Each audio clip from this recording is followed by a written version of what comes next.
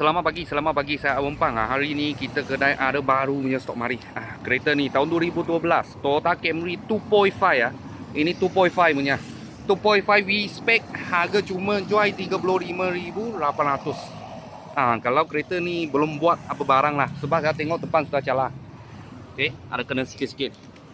Saya sendiri pun pakai ini kereta lah. Ini 2.5 V-Spec 2 VVTi, 2 biji VVTi, 6 speed A3 gearbox lah. Okey, 6 speed A3 gearbox.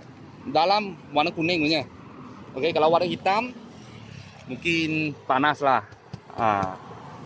Okey, dalam steering, push start button tak sama. Kalau G-Spec 2.0 punya ini tak ada kayu ini macam warna. 2.5 ada saja. Elektronik sih kiri kanan memang ada bagilah. Ada bagi original punya Toyota punya touchscreen player, reverse camera confirm ada. Mileage dia 120 lebih aja. Boleh nampak dia punya leather semua banyak cantik. Okey, cuma sinilah.